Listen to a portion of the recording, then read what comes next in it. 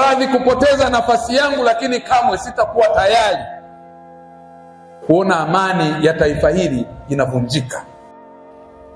Kwenye upande wa siasa nchini Tanzania, swala linaloliwa hivi sasa sana ni swala la waziri wa mambo ndani ya nchi Patrobas Katambi kuzuia mikutano ya vyama vya siasa kote nchini Tanzania kuanzia Juni 26, 2026, ambapo alizuia akiwa kule bungeni kwa kumwagiza mkuu wa jeshi la polisi nchini IGP Camillus Wambura kwamba awaagize wakuu wa polisi mikoa na wilaya kutotoa kibali cha mkutano wote wa siasa sehemu yote ndani ya nchi ya Tanzania, ambapo baada ya kutoka kauli hiyo, wanaharakati, wananchi kule mitandaoni, lakini pia viongozi wa vyama vya siasa ikiwemo Chadema wamejitokeza na kuongea sana, wakisema waziri wa mambo ndani ya nchi hana mamlaka ya kuzuia mikutano ya siasa, bali wenye mamlaka ya kuzuia kama kuna swala kubwa sana ambalo linataka kutokea au limetokea kwenye nchi, ikiwemo vita ama masuala mengine kama hayo, ama kupindua nchi na vitu vingine, ni kuanzia waziri mkuu, lakini rais na mahakama.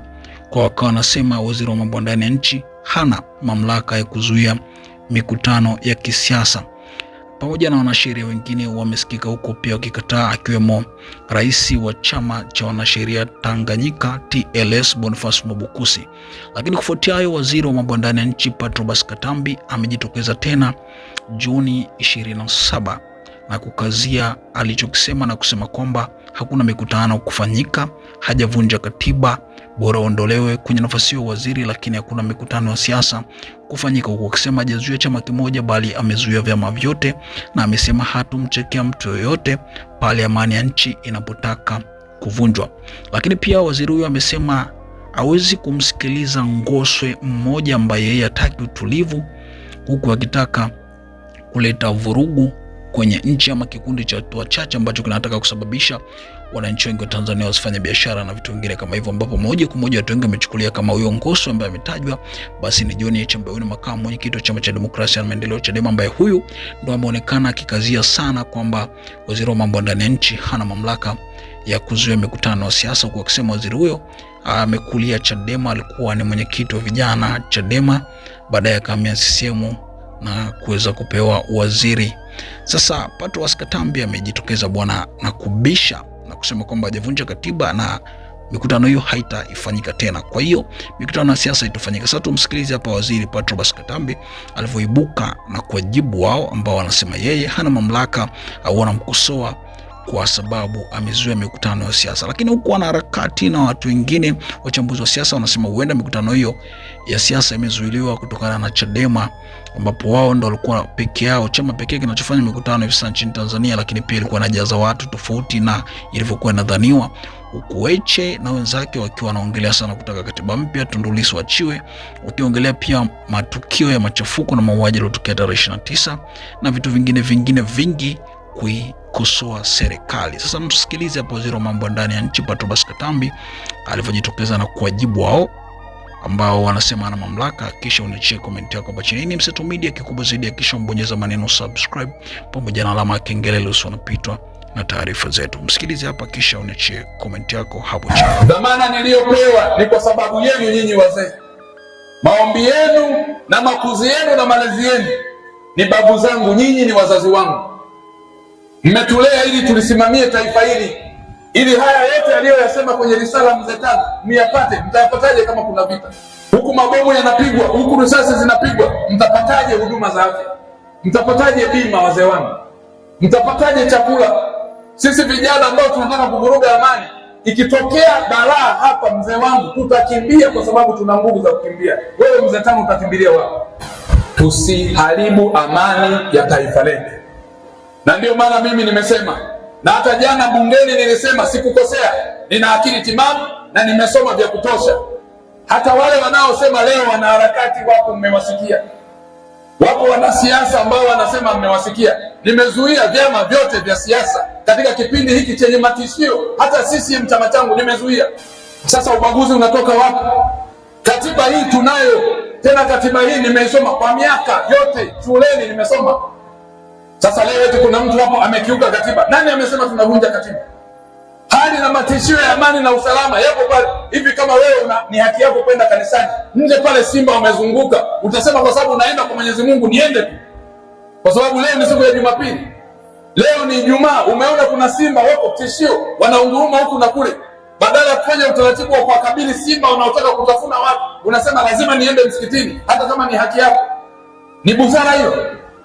Taifa letu leo mmesikia kila mahali inaelezwa vijana wachache, kundi la watu wachache wadogo ambao wanatamani, na nilisema hivi, wanatamani madaraka kwa kutumia nguvu, wanatamani madaraka kwa kuhongwa vifedha ili waumize wa Tanzania, wapeleke klipu za video, hawajafa watoto wao, Watanzania wamekufa, wao waje kupewa madaraka kwa mabavu.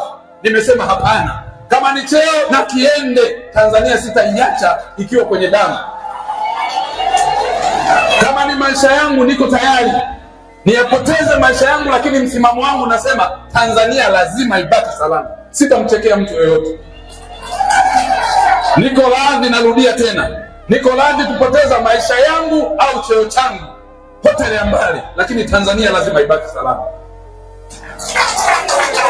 Hawa wazee tutawapeleka wapi tukianza kupigana Tanzania? Hivi mmemsikiliza hata mkimbizi mmoja wa Burundi anawaeleza? Hawa wazee wataenda wapi? Hivi watoto tutawapeleka wapi? Wakina mama mnaweza kukimbia?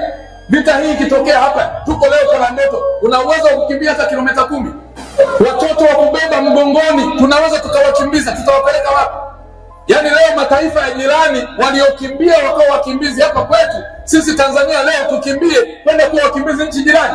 Abadani kutawala watatambi, nasema haitawezekana.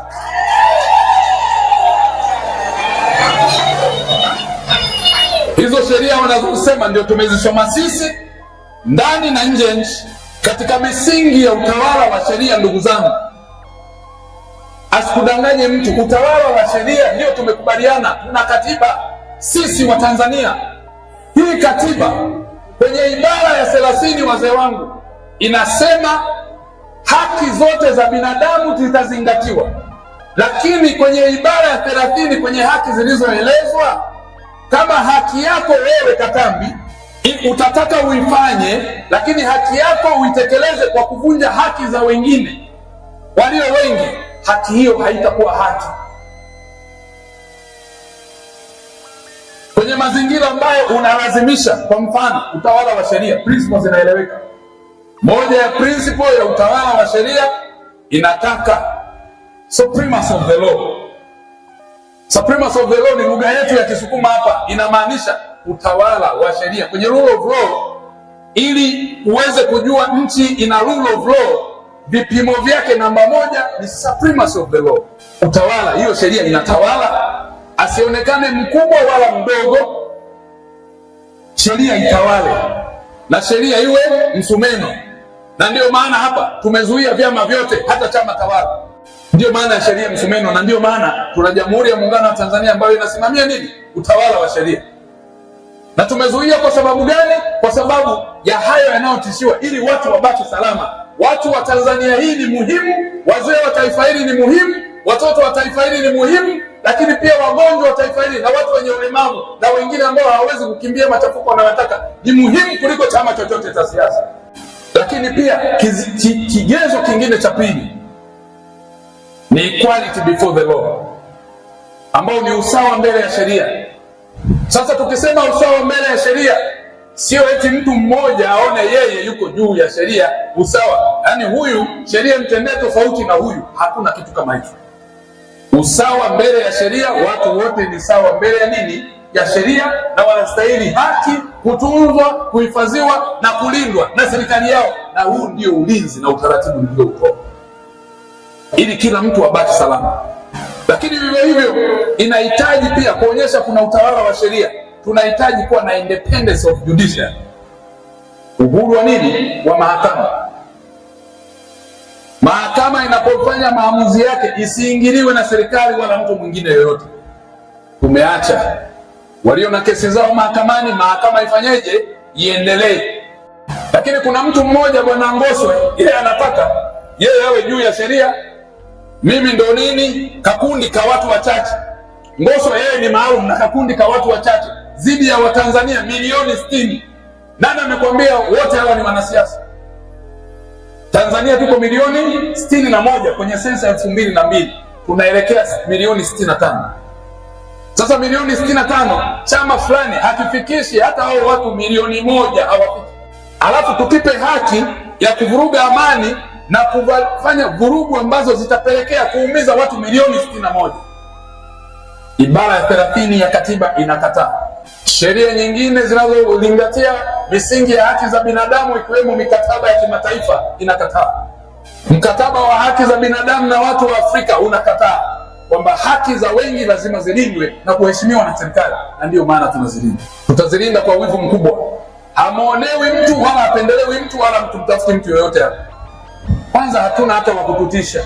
Tunayasimamia haya wazee wangu kwa sababu tunatamani haya yote mliyosema kwenye risala nitawaambia kwenye hatua ya baadaye kwamba taifa letu lazima lipate salama.